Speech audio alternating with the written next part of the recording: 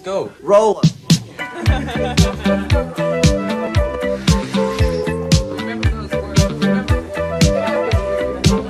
¿Qué tal, amigas y amigos? Les habla Mauricio de Medina en un episodio más de Aprende, Ahorra e Invierte. Y te quiero invitar a que te quedes porque hoy va a ser un día donde vamos a hablar de un producto o una categoría de productos que son muy socorridos por los inversionistas. Y estoy hablando de fondos de inversión. Y es que cuando hablamos de invertir en mercados financieros, muchas veces la conversación se centra en acciones, en el vehículo de inversión que está de moda, en rendimientos altos o en estrategias muy sofisticadas. Pero hay una parte fundamental en cualquier portafolio bien construido: la gestión de la liquidez y la deuda de corto plazo. En México existen decenas de fondos de deuda, muchos de ellos con estrategias aparentemente similares. Sin embargo, cuando uno analiza con detalle, descubre que la diferencia entre un fondo promedio y uno verdaderamente bien gestionado puede ser enorme. Parte de nuestro trabajo como asesores consiste precisamente en eso: analizar el universo de opciones disponibles y seleccionar los vehículos de inversión más adecuados para los objetivos de nuestros clientes. Por eso hoy tengo como invitado a uno de los gestores más reconocidos en esta categoría en nuestro país, México. Su fondo ha ganado 8 veces consecutivas el premio Morningstar, un reconocimiento que premia consistencia, gestión de riesgo y desempeño relativo frente a sus pares. Hoy vamos a hablar de cómo se gestiona un fondo de deuda exitoso, qué evalúa realmente Morningstar, qué diferencia hay entre un fondo sobresaliente de uno promedio y por qué elegir correctamente un vehículo de inversión es clave para construir una estrategia sólida. Luis González, bienvenido al podcast Aprende, Ahorra e Invierte. ¿Cómo estás? No, muchas gracias, bien, gracias por la invitación a platicar en tu programa y pues sí, digo, la idea es en los siguientes minutos platicar de fondos, particularmente fondos de corto plazo y qué es esto de Morningstar y qué es esto de los 8 premios y eso, pero bueno, vamos paso por paso. Muy bien. Me gustaría, porque ya te he invitado varias veces a este programa, que tú describieras tu posición y qué es lo que haces. Claro. Actualmente me dedico, bueno, estoy en una gestora de inversiones global que se llama Franklin Templeton México. Bueno, México es la subsidiaria, Franklin Templeton es la empresa global. Manejamos alrededor de 1.7 trillones de dólares. Eso es equivalente más o menos como un poquito más de una vez el PIB de México a nivel global. En México gestionamos alrededor de 14 billions de dólares, o 14 mil millones de dólares. Y somos una de las 10 empresas más grandes de asset management a nivel global. Aquí en México particularmente yo me dedico a la parte de inversión, soy el director de inversiones de la oficina aquí en México y al interior de la oficina gestionamos fondos públicos, fondos privados, fondos públicos como este que comentaste, este fondo de corto plazo, fondos privados como fondos de pensiones, fondos patrimoniales, tesorerías, mandatos, entre otras cosas, ¿no? Pero en esencia, en pocas palabras, eso es lo que hacemos aquí en México. Pues muy bien. Para poder dar un poco de contexto a esta información que vamos a ir platicando, quiero sacar algunas estadísticas de los fondos de inversión a diciembre del 2025. Esta es información de la Asociación Mexicana de Intermediarios Bursátiles. Al diciembre del 2025 se tenían arriba de 16 millones de clientes usando fondos de inversión. En nuestro país, México, hay arriba de 600 fondos de inversión, de los cuales 251 fondos son catalogados como instrumentos de deuda y estos administran el 74% de los activos netos totales, que son más de 5 millones de pesos. El resto del universo de estos 633 fondos, pues son 382 fondos considerados de renta variable. Esos son algunos de los datos que tenemos en este momento en México. Y justo con eso quiero abrir. En México existen, ya lo dije, decenas de fondos de deuda disponibles para los inversionistas. Para alguien que no está dentro de esta industria, ¿cómo describirías, Luis, la magnitud del universo de opciones que existe hoy? Ujú. Pues sí, a ver, como mencionaste, hay muchos fondos de renta fija o de deuda. La mayoría de esos fondos son deuda de corto plazo, es decir, para gestión de liquidez, en donde el inversionista no espera mucha volatilidad. Por lo mismo son rendimientos similares, ¿no? Idealmente mejores que CETES.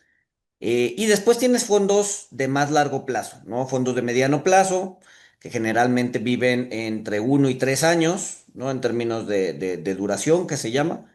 Y fondos de largo plazo, que ya digamos que pues pueden ser fondos que tienen vencimientos muchísimo más largos, ¿no? 4, 5, 10, 20 años.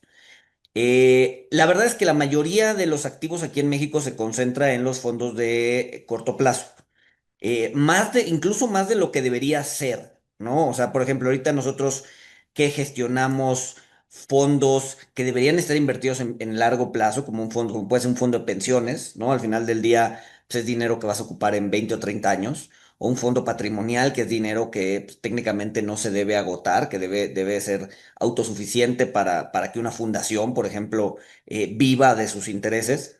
Hemos visto que cuando tomamos, por ejemplo, nuevos clientes, que muchas veces esos fondos de pensiones y esos fondos patrimoniales de largo plazo están invertidos en CETES. Y eso pues no debe ser, ¿no? Al final del día, tu pasivo, digamos, o tus obligaciones son a 20 o 30 años. Entonces ese fondo debería estar invertido a 20 o 30 años, pero no sucede así. Es decir, en México hay una cultura, tanto a nivel personal como a nivel empresarial, de tenerle miedo a tomar plazos, ¿no? Y es por eso que la mayoría de los activos en México, particularmente, bueno, la mayoría de los activos está en renta fija, mencionabas un 70 y tantos por ciento, y de ese 70 y tantos por ciento, la mayoría está en instrumentos o en fondos de renta fija de corto plazo. Algo que mencionaste es, creo que los inversionistas mexicanos rehuye no solo a instrumentos de mayor plazo, sino a la volatilidad de instrumentos de categorías diferentes, dígase renta variable, donde Ujú. la sugerencia es que si vas a 20 o 30 años, pues tomaras una posición donde ese plazo con un instrumento de renta variable pueda implicar un mayor beneficio, un mayor rendimiento, que es lo Exacto. que buscaría uno realizar si tuviera uno una estructura patrimonial bien equilibrada, bien planeada. Exacto, no, sí, al final del día, como tú dices, entre más riesgo, el rendimiento potencial es mayor, sobre todo si ampliamos la ventana, ¿no? Obviamente, probablemente a un día o en 2 días, pues vas a sentir esa volatilidad y en un fondo más riesgoso probablemente pierdas o tengas minusvalías. Pero si abres la ventana y te fijas no tanto en un día o en 2 días, sino en 6 meses, un año, 2 años, 3 años, entonces, haber incurrido en más riesgo, pues te va a haber generado mayor rendimiento, ¿no? De acuerdo. Algo que como asesor o como algo que vemos en MB Asesores es que los inversionistas creen que elegir un fondo es simplemente ver el rendimiento del último año. Pero cuando uno analiza la industria más de cerca, entiende que hay muchos más factores detrás. Y eso me lleva a la siguiente pregunta. Si un inversionista ve dos fondos de deuda de corto plazo aparentemente similares, ¿qué factores técnicos realmente hacen la diferencia entre uno promedio y uno sobresaliente? Claro. A ver, cuando inviertes en renta fija, no importa si es corto plazo o largo plazo, contrario a las acciones que te tienes que fijar un poquito más en los fundamentales de las empresas, en la renta fija de lo que te tienes que fijar más es en el entorno macroeconómico, ¿no? Es decir, cómo va a estar el crecimiento o las expectativas de crecimiento o las expectativas de inflación, y eso te va a dar una idea de hacia dónde podrían ir las tasas de interés. No hay que recordar que cuando las tasas de interés suben, el inversionista pierde dinero, hay una relación inversa entre precio y tasa, y cuando las tasas bajan, el inversionista gana dinero. ¿No? Entonces, cuando estás invirtiendo en deuda, lo que quieres es que las tasas bajen. ¿No? ¿Para qué? Para que los precios suban y por lo tanto tú generes rendimientos.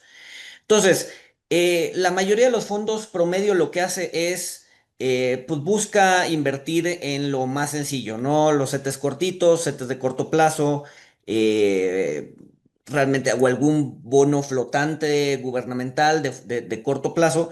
Pero en realidad el verdadero valor de una gestión de corto plazo justo tiene que ver en esa lectura macroeconómica de hacia dónde van la inflación y por lo tanto las tasas de interés. Entonces, por ejemplo, si volteas a ver un vehículo como el FTLIQ, ¿no? Que es este fondo que ganó 8 veces consecutivas el premio Morningstar, vas a ver que hay una correlación bien interesante entre hacia dónde va la tasa de Banjico o qué es lo que está haciendo Banjico, si está subiendo tasas o está bajando tasas, con lo que tiene adentro del fondo, ¿no? Entonces, para ponerlo en palabras muy simples, cuando Banjico está subiendo tasas, pues tú lo que quieres es tener bonos flotantes, es decir, bonos que se ajusten a esa subida de tasas en el momento en que suceda, de tal forma que tú no te pierdas rendimientos o no te quedes rindiendo a tasas más bajas, ¿no? Acuérdate que Banxico está subiendo tasas. Y no quieres estar en una tasa fija, es decir, amarrarte a una tasa que claramente va a ser más baja cuando Banxico empiece a subir tasas por mucho tiempo, porque entonces va a estar ganando menos. Todo lo contrario cuando Banxico está bajando tasas, ¿no? Si Banxico está bajando tasas, entonces lo que quieres es evitar los bonos flotantes. ¿Por qué? Porque no quieres que te revisen la tasa a la baja y más bien amarrarte una tasa fija, es decir, amarrar una tasa de, no sé, lo que hicimos en el fondo hace un par de años, de 11% a 2 años o a 3 años, ¿no? ¿Para qué? Para que esos 3 años, aunque la tasa de Banxico esté en 7, pues tú vas a seguir teniendo un bono que te está pagando 11, ¿no? Entonces, esa es la diferencia entre un fondo regular y un fondo que se encuentra, digamos que en el primer cuartil o en el primer decil de rendimientos, es decir, hasta arriba. Es una lectura apropiada de hacia dónde va la política monetaria, esto en función de inflación y crecimiento, y por lo tanto una inversión asociada, digamos, a esos movimientos macroeconómicos. Qué bueno que lo aclaras, Luis, porque es muy importante que los escuchas de este programa pues entiendan que no todo es simplemente ver pues la tasa en un momento determinado en el tiempo. Sí, hay muchos factores que ayudan o sustentan lo que puede venir y en base a eso pues se forma uno un criterio, ¿sí? Y antes de hablar un poquito del premio Morningstar, quiero decir lo siguiente. Hoy en día un inversionista, digamos, inclusive retail o minorista, pues tiene tres opciones en el menú. Uno es comprar vehículos de inversión de manera directa. Un ejemplo sería comprar un CETE a través de una plataforma como CETES Directo. Otra opción es comprar un fondo de inversión que tiene pues diferencias en relación a comprar un instrumento de manera directa. Obviamente, ahorita vamos a hablar de las diferencias. Y otra opción del menú sería a través de un ETF. Y mi pregunta para ti sería, ¿qué problema nos resuelve invertir en un fondo de inversión? Claro. Sí, a ver, mencionas las tres formas. Primero, CETES directo. El problema con CETES directo es que, uno, solamente puedes comprar lo que se te ofrece, lo que está en subastas todas las semanas. Entonces, generalmente, Banjico o Hacienda te dicen, a ver, esta semana voy a subastar estos tres o cuatro plazos de CETES y quizás unos bonos de largo plazo y listo. Y solamente tienes acceso a eso. Si quieres salir antes de tiempo, si quieres vender, pues viene generalmente con una penalización que te puede carcomer o comer un poquito de ese rendimiento. Dos, obviamente no tienes acceso al mercado secundario, es decir, solamente puedes comprar una vez a la semana, ¿no? Plazos de 28, 91, 180, a veces 360 y a veces 720, no son todas las semanas. Pero si quieres un plazo distinto, por ejemplo, un plazo de 118 días, no tienes acceso, ¿no? Eso lo tendrías que hacer con un monto mucho más grande y en una casa de bolsa, ya no en CETES directo. Con ETFs antes se podía, pero ahorita ya no, ¿no? Los ETFs que existían de renta fija mexicana ya desaparecieron, ¿no? Se cerraron. El proveedor de esos ETFs decidió que esos ETFs ya no eran rentables de manera operativa, no sé, una decisión de negocios, y cierran esos ETFs aquí en México. Entonces, en realidad la tercera opción pues tampoco existe. Y la del fondo de inversión pues, es mucho más interesante. ¿Por qué? Porque te permite acceder a un pool de inversionistas que tienes, todos juntan su dinero. Estamos hablando de fondos que valen miles de millones de pesos, ¿no? 5,000, 6,000, 15,000. El fondo más grande en el mercado de renta fija vale cerca de 500,000 millones de pesos. Es decir, tiene una capacidad, y con eso puede salir a comprar el plazo que se le dé la gana al mejor precio disponible, ¿no? Esa es una. Y dos, el manejo activo, ¿no? Al final del día, los manejadores como Franklin pues, nos dedicamos a esto, sabemos o más bien tenemos una lectura un poco más profunda de hacia dónde van las tasas y por lo tanto actuamos en consecuencia buscando exprimir hasta el último centavo, ¿no? Los rendimientos de estas inversiones, ¿no? Entonces, creo que de todas las opciones posibles, pues el tema del fondo de inversión es el que mejor le podría acomodar a un inversionista. Ahora, ojo, y es bien importante porque aquí pueden venir los que levantan la mano y decir, a ver, sí, pero es caro, ¿no? Eh, no necesariamente, ¿no? Acuérdense, y esto es bien importante, cuando invierten en un fondo de inversión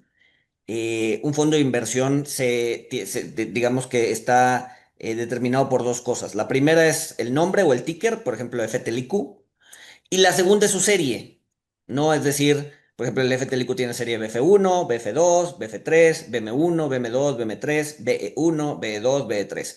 Es decir, series para personas físicas, como tú y como yo, series para personas morales, como por ejemplo una tesorería, o series para personas exentas, como por ejemplo una fundación, ¿no? Que no paga impuestos. Y luego tienes el uno y el 2 y el 3 y eso va a depender del precio, ¿no? Entonces, cuando se acerquen a un distribuidor de fondos, busquen o intenten ver qué serie es la que les está dando, ¿no? Al final del día, esa decisión es la del distribuidor, no es mía, ¿no? Yo pongo distintos precios, ¿no? Y el distribuidor agarra el que mejor le convence y ese es el que se lo da al cliente. Entonces, busquen la serie barata, ¿no?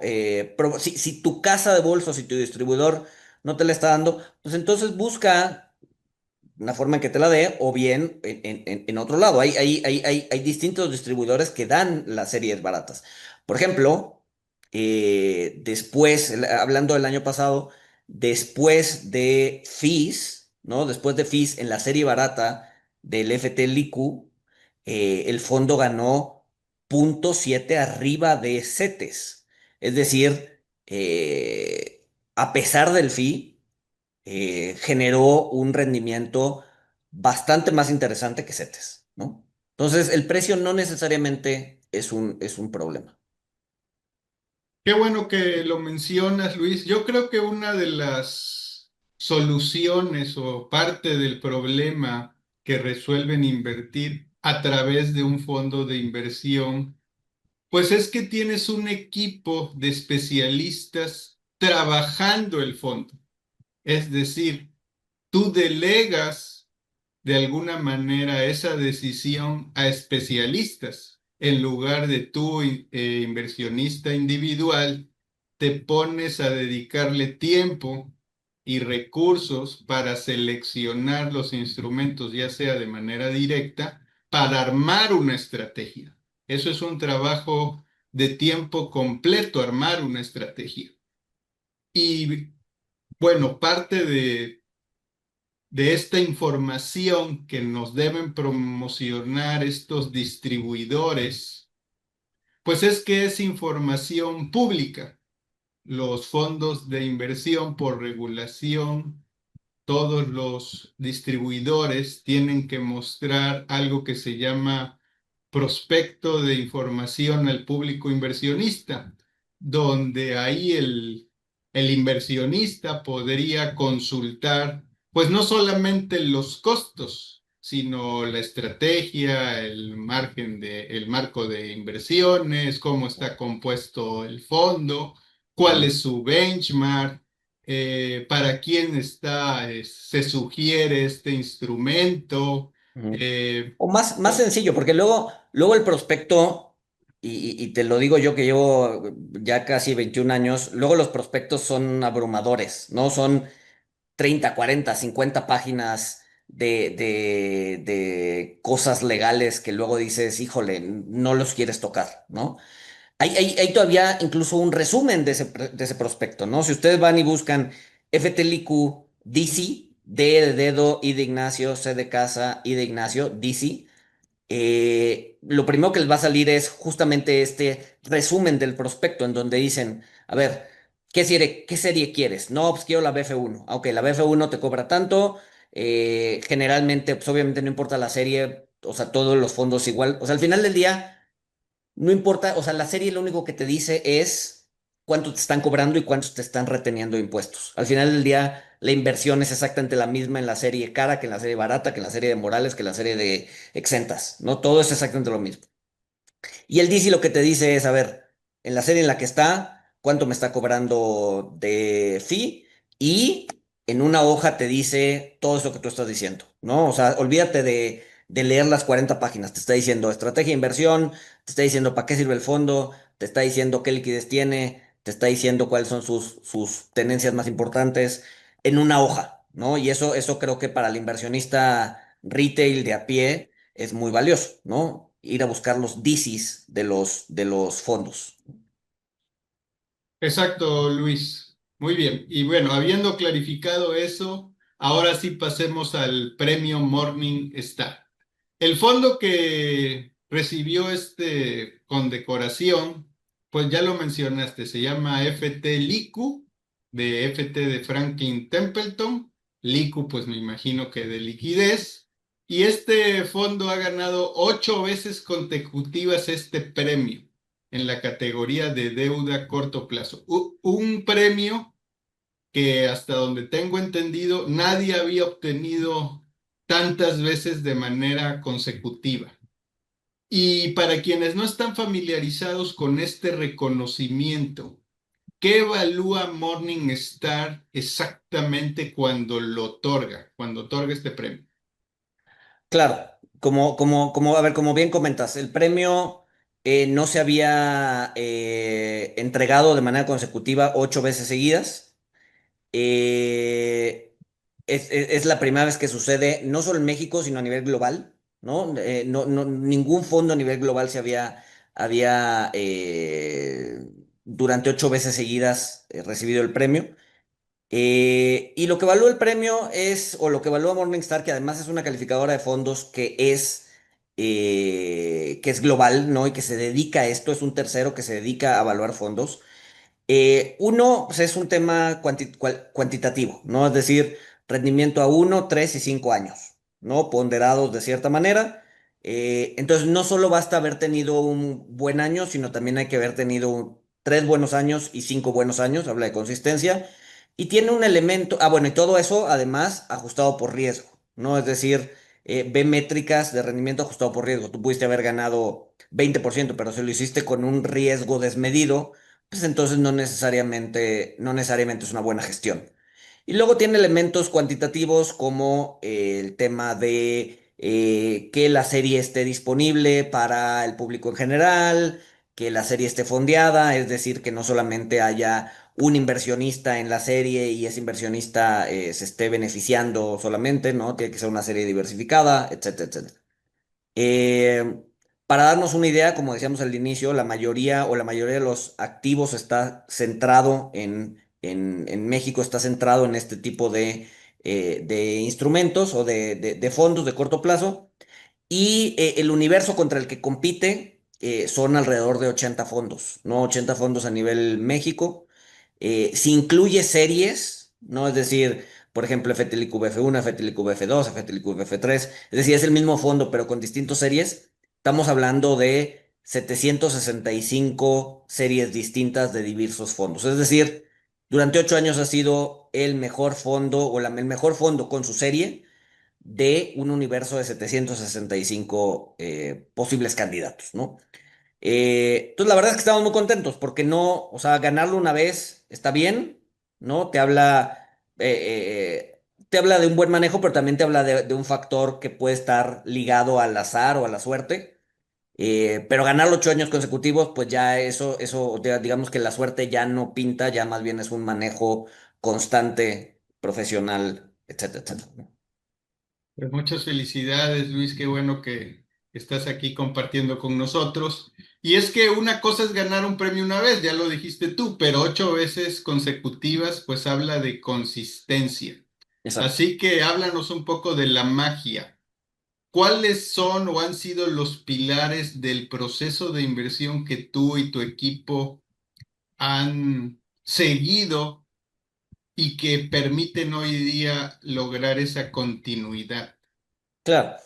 A ver, te diría primero un buen manejo o un buen análisis macro, ¿no? Lo que te decía, al final del día, el gran driver o el gran, pues sí, el gran, lo que hace que el fondo rinda en este caso, bueno, en general las tasas tiene que ver con el ambiente macroeconómico, particularmente en temas de tasas de corto plazo, tiene que ver mucho con la política monetaria. Entonces, un buen análisis macroeconómico de política monetaria, inflacionario, de crecimiento ha sido muy importante para poder sacar el mayor rendimiento posible, ¿no? Dos, el equipo, ¿no? El equipo es el único equipo en México en donde todos los tomadores de decisiones somos CFA Charter Holders, es decir, tenemos esta designación global de 3 exámenes. En México hay pocos, son como 400 personas las que la tienen. Nosotros llevamos ya varios años, ya más de 10 años teniéndolas. Cuando nosotros lo sacamos como equipo, bueno, cada uno de manera individual, pero al final como equipo, pues había como 100 personas en México. Entonces, ese background que además la mayoría del equipo son o matemáticos o actuarios, ¿no? Entonces tienen un background como muy cuantitativo, ¿no? Y tres, también hablando del equipo, bueno, más bien tres, hablando también del equipo, tiene mucho que ver que llevamos trabajando juntos más de 20 años, ¿no? O sea, en el equipo somos 4 personas y una trader. Uno lleva 23 años en la empresa, yo llevo 21, otro lleva 20 y otra chava lleva alrededor de 15, ¿no? Entonces es un equipo como muy sólido que ha trabajado juntos mucho tiempo, nos conocemos bien, conocemos nuestras debilidades, nuestras fortalezas y eso ayuda bastante al momento de tomar decisiones. Y cuatro, el tema de la marca global, ¿no? Al final del día, Franklin, al ser una empresa global, se rige por estándares globales, ¿no? Tenemos candados pues mucho más apretados que la industria global, ¿no? Tenemos lineamientos más estrictos, ¿no? Y eso permite un manejo de riesgos mucho más consciente y mucho más detallado que si solamente nos apegáramos a la legislación o a las prácticas locales, ¿no? Entonces, esto ha sido una combinación de cosas. ¿no? Que tiene que ver con la marca, que tiene que ver con el equipo, que tiene que ver con el análisis, lo que ha permitido que durante 8 años pues hayamos sido merecedores de este premio, ¿no?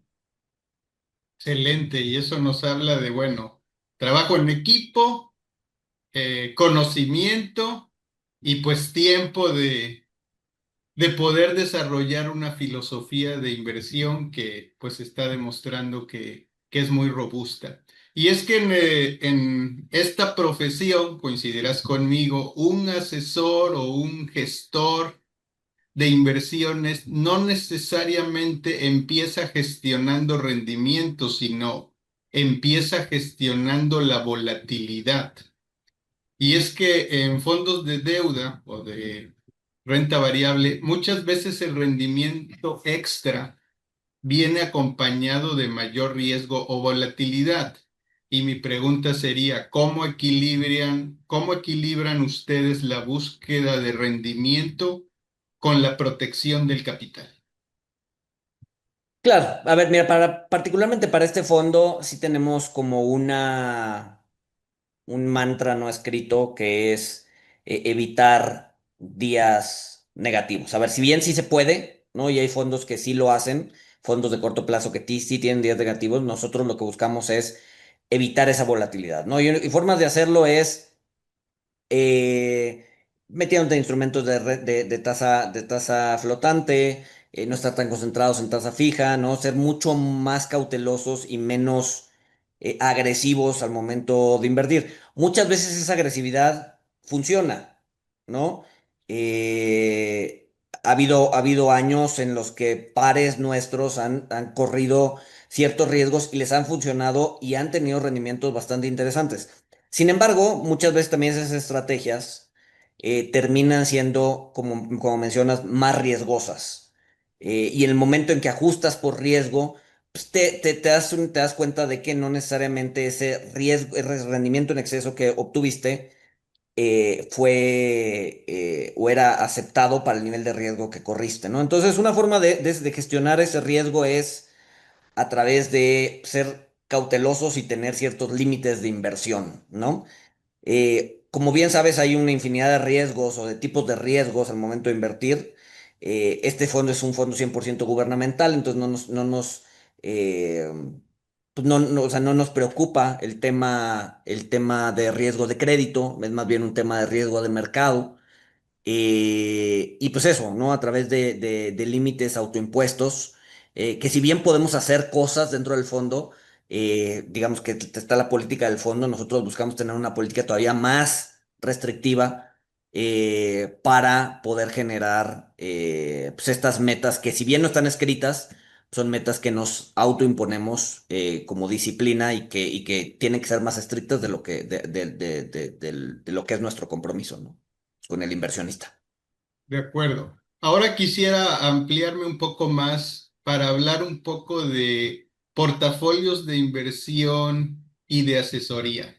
Como tú bien mencionas, pues estamos hablando ahorita de un fondo con características muy particulares. Su nombre lo dice, deuda gubernamental mexicana de corto plazo. Pero una estrategia de un inversionista, pues no nada más puede centrarse en el corto plazo. Todos tenemos que tener una visión de corto, mediano y largo plazo. Y eso implica seleccionar varios bloques que pueden implicar varios tipos de fondos de inversión, no únicamente uno como este. Y es que cuando los asesores financieros construimos estrategias para clientes, pues los fondos de deuda de corto plazo suelen cumplir con un rol muy particular. Y mi pregunta para ti sería, ¿en qué tipo de estrategias o momentos del ciclo económico crees que este tipo de fondos aporta más valor? Claro. A ver, sí, no, o sea, definitivamente el corto plazo es un bloque que te permite, o más bien que debe formar parte de cualquier portafolio, ¿no? Bien ese bloque puede ser grande, ¿no? Por ejemplo, si hablamos de una tesorería, pues la verdad es que la tesorería pues puede tener, puede necesitar su dinero de un día para otro y no quieres correr riesgos, no quieres estar invertido en el corto plazo, no quieres estar invertido en acciones, no quieres estar invertido en alternativos, entonces si es que está en un fondo de liquidez y en ese caso, para una tesorería, pues es el asset allocation o la forma en la que divides los activos, pues tiene que estar muy cargado a deuda a corto plazo, ¿no? Pero luego tienes otros fondos, ¿no? Un fondo de pensiones, por ejemplo en donde pues, tienes que estar más invertido en renta fija a largo plazo o acciones, y la liquidez juega un papel más oportunista, ¿no? Es decir, necesito algo de liquidez por si de repente necesito hacer retiros, ¿no? Entonces, para no mover mi estrategia a largo plazo en un mal momento, pues utilizo la liquidez. O bien puedo empezar a levantar liquidez porque hay momentos del mercado que son muy volátiles y la liquidez me sirve de colchón para evitar esa volatilidad. Y además son como son como balas o como pólvora seca que te permite desplegar una vez que el mercado, ¿no? Ya sea de tasas o de renta variable, esté en momentos atractivos, ¿no? Si de repente el mercado baja a 20, 30, 40%, tú la verdad es que quieres estar sentado en un pool de liquidez para poder empezar a comprar gangas, ¿no? Entonces, te puede servir o sea, la liquidez te puede servir de muchas formas, ¿no? ¿Cuándo es el mejor momento para tener liquidez?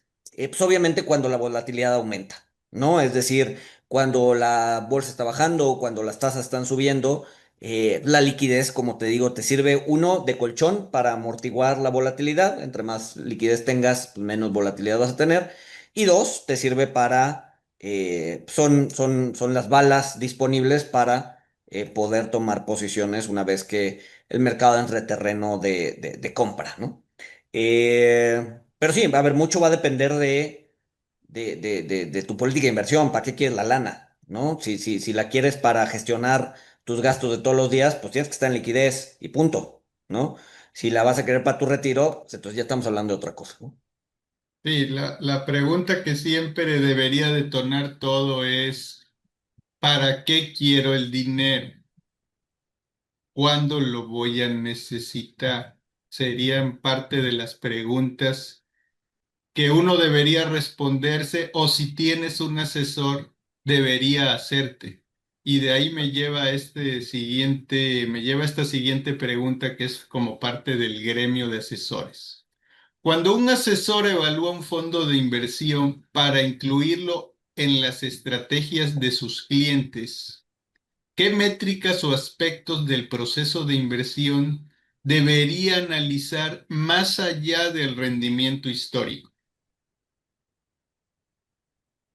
A ver, el rendimiento histórico es lo más sencillo de analizar. ¿Por qué? Porque ahí está, ¿no? Simplemente es revisar, ¿no? Y cuánto rindió y listo. Pero la verdad es que, pues rara vez el rendimiento histórico es un buen predictor del rendimiento futuro, ¿no? Es por eso que cuando presentas rendimientos por ley, tienes que decir rendimientos pasados no implican rendimientos futuros. Porque es cierto, ¿no? Que te haya rendido bien el año pasado no quiere decir que te va a rendir bien este año.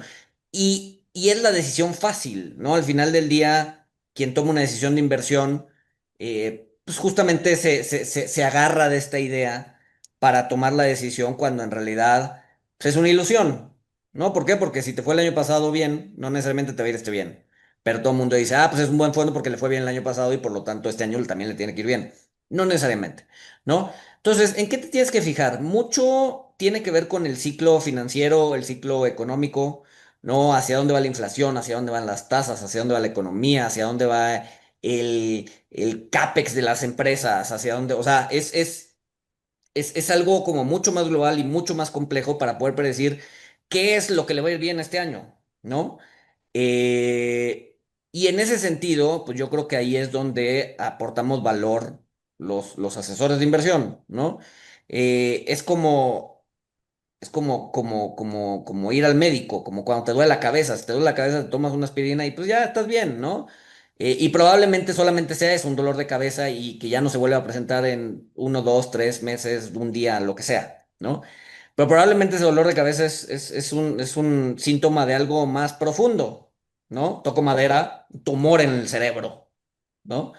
que una aspirina claramente no te va a quitar, ¿no? Entonces tienes que ir al doctor a que te recete o a que te haga el diagnóstico adecuado para saber qué es lo que te va a recetar, ¿no? Entonces, lo mismo es con la inversión, ¿no? Lo mismo es con la inversión. ¿En qué se tiene que fijar?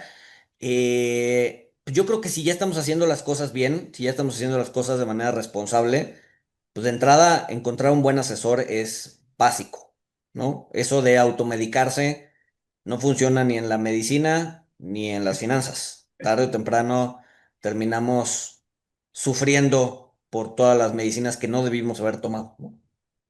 De acuerdo, Luis. Y antes de entrar a la parte de los errores comunes de inversionistas y hablando de no automedicarse, ¿a qué atribuyes tú a que pocas personas se apoyen con asesores en estrategias de inversión profesionales, serios?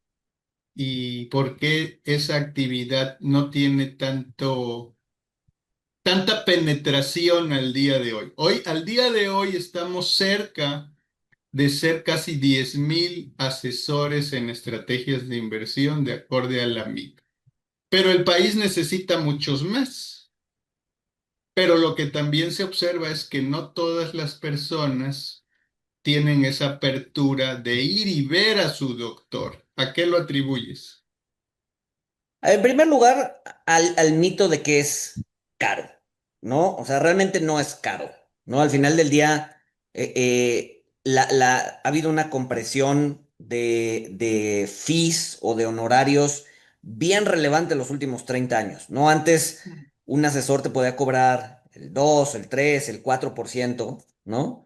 Y ahorita ya no, ahorita ya, dado que ha habido más, ¿no? La oferta de asesores es más, faltan, sí, pero ha habido más, entonces la compresión de honorarios ha ido a la baja, ¿no? Entonces, ese mito de que asesorarme es caro, deberíamos empezar a eliminarlo de la cabeza. Otro es miedo, ¿no? Porque la verdad es que en México, como en muchos otros lugares, hay muchas personas que justamente abusan de esa confianza y lo que buscan es captar dinero para después robárselo, ¿no? Y entonces hay que educar a las personas para poder determinar, o sea, para que ellos puedan determinar eh, si el asesor que los está viendo es un asesor regulado, es un asesor que tiene permisos de la comisión para poder dar este tipo de asesorías, y si tiene los exámenes de la AMIF, por ejemplo, si tiene todos sus papeles en regla, si el dinero que le estás depositando está en una cuenta a su nombre o a tu nombre, ¿no? Realmente el dinero siempre debe estar en una cuenta a tu nombre, no a nombre del asesor. El asesor solamente le das un poder para manejar el dinero, ni siquiera para retirarlo, ¿sabes? O sea, sino para manejarlo. Entonces, ese desconocimiento de las estructuras de cómo funciona un asesor hace que la gente tenga miedo a acercarse a uno, ¿no? ¿Por qué? Porque si no conoces, pues en cualquier momento, digo, y aquí el léxico mexicano es muy amplio, pero usaré una palabra un poco menos dañina, ¿no? En cualquier momento te pueden chamaquear y se llevan tu lana, ¿no?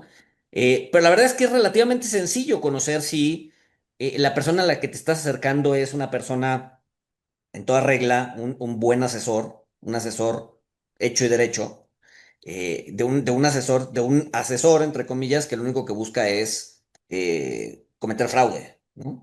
Es muy sencillo saberlo. El problema es que la gente no conoce las herramientas para hacerlo, ¿no? Entonces, yo creo que esa mezcla de cosas, ¿no? Entre la desconfianza al asesor o al banco o a cualquier parte del sistema financiero y el mito de que es caro, pues, ha hecho que las personas pues, no busquen asesoría, ¿no? Y pues, estén tomando aspirinas cada vez que les duele algo.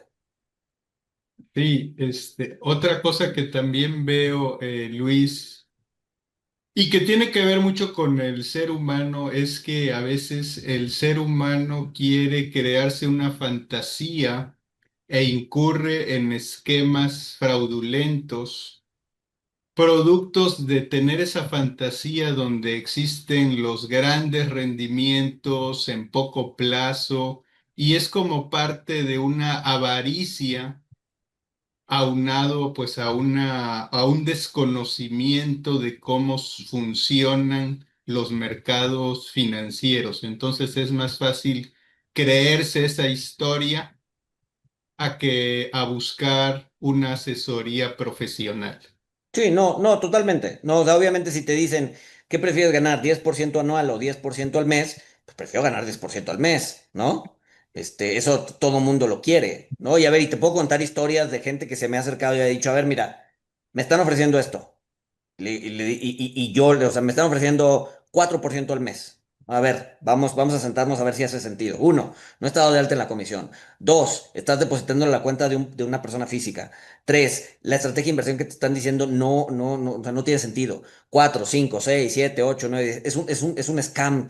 O sea, es tan fácil como decir es un scam. Y la respuesta es, oye, pero, pues de repente, o sea, sí me están pagando, entonces yo le voy a seguir. Pues síguele. ¿Y qué termina pasando? Pues que terminan sin nada. Todos los casos, ¿no? Entonces, aunque a la persona le demuestres que está siendo víctima de un fraude, la avaricia muchas veces es más fuerte. Sí. Y bueno, espero que esta clase de información que estás compartiendo, pues ojalá y nos ayude a llevar una mayor educación financiera y con ello pues evitar daños patrimoniales. Y de ahí me lleva a lo siguiente. Con toda tu experiencia de más de 20 años en el sistema financiero, ¿cuál es el error más común que cometen los inversionistas al elegir fondos de deuda? Claro. Mira, la deuda lamentablemente es un activo muy incomprendido, ¿no?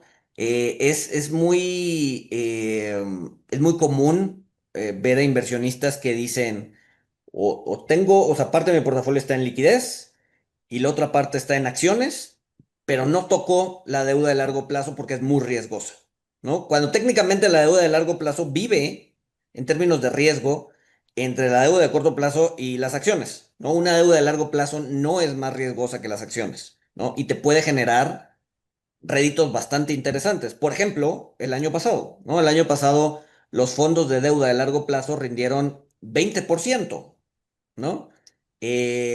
Ok, la bolsa te rindió 35, sí, pero la liquidez te rindió 8, ¿no? Entonces, o sea, sí hay una diferencia muy atractiva entre deuda de largo plazo y deuda de corto plazo. Entonces, lo que yo te diría es, el error más común que cometen al escoger un fondo de deuda es uno, no escoger de manera adecuada el plazo en el que quieren estar. ¿Por qué? Porque no lo entienden. No, al final del día te digo, la deuda es un activo muy incomprendido, y al no entenderlo, pues, o sea, si no entiendes algo, pues te da miedo y por lo tanto no entras. Y es por eso que el 70% de los activos en este país está invertido en renta fija de corto plazo. Entonces, el, el, el, el gran error es no entender cómo funciona la renta fija. No solo la de corto plazo, sino toda la curva, ¿no? De acuerdísimo. Y bueno, quiero hacer un comercial. Quiero mencionar que en mi portal, mauriciodemedina.com, ahí hemos colocado un curso de bonos gratuito donde explicamos todos estos conceptos para toda aquella persona que quiera entender y pueda usar o seleccionar instrumentos del mercado de deuda con un mayor conocimiento. Y ya acercándonos a la recta final, Luis, desde tu perspectiva como gestor, ¿qué valor aporta que exista un asesor que haga esta selección de vehículos de inversión en lugar de que el inversionista trate de hacerlo solo? Pues, a ver, hace toda la diferencia. Regresando a la analogía del doctor, es la gran diferencia entre automedicarte y ir al doctor y que te mande estudios, que te mande la radiografía y que te mande el medicamento correcto, ¿no? Es toda la diferencia. Al final del día, la mayoría de las personas, pues no se dedican al mundo financiero, ¿no?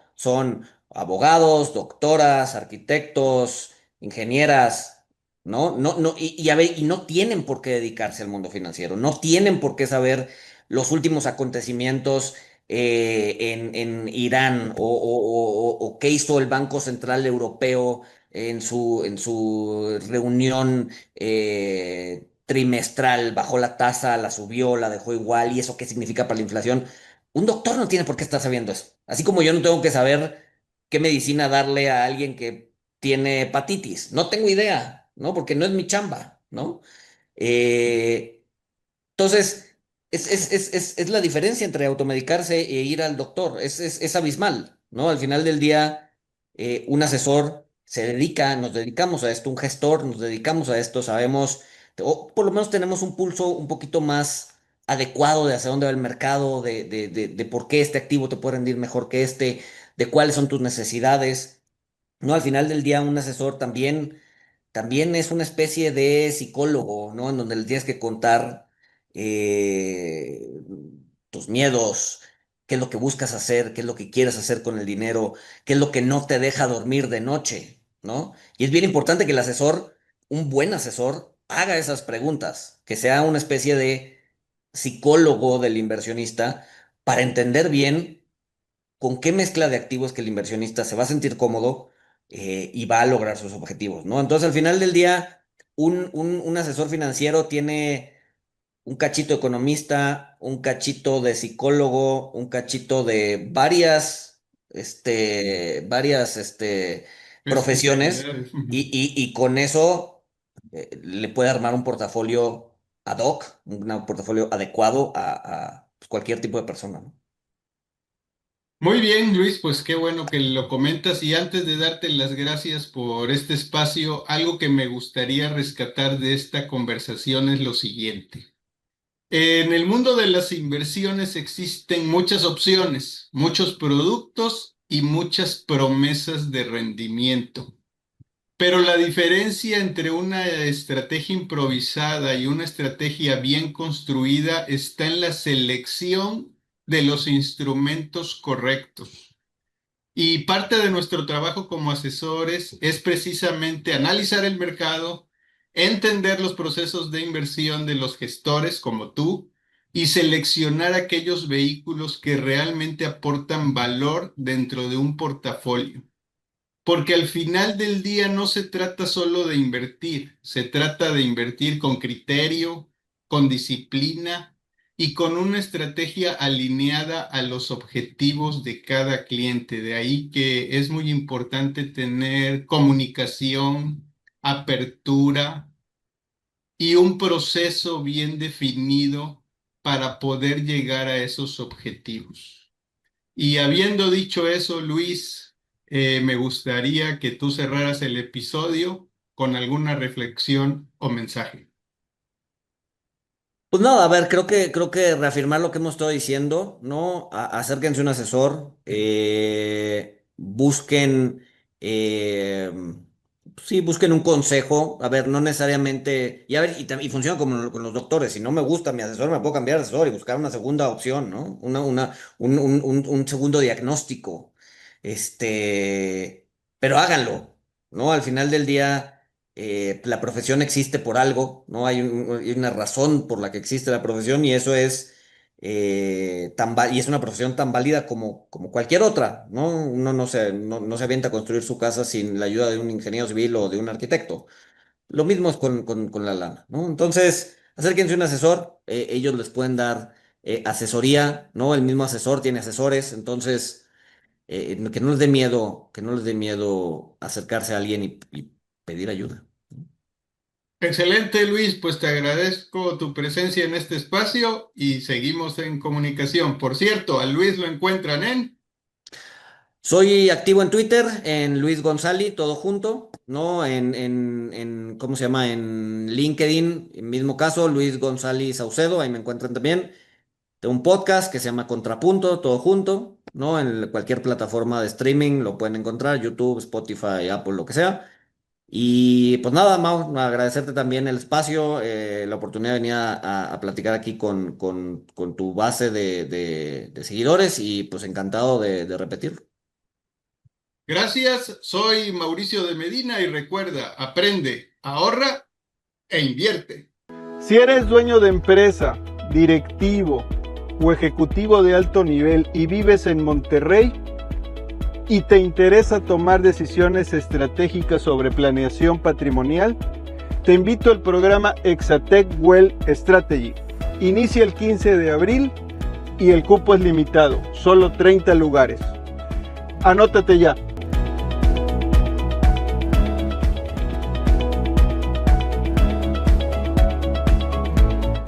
Gracias por ver este video. Recuerda que tengo uno nuevo cada semana.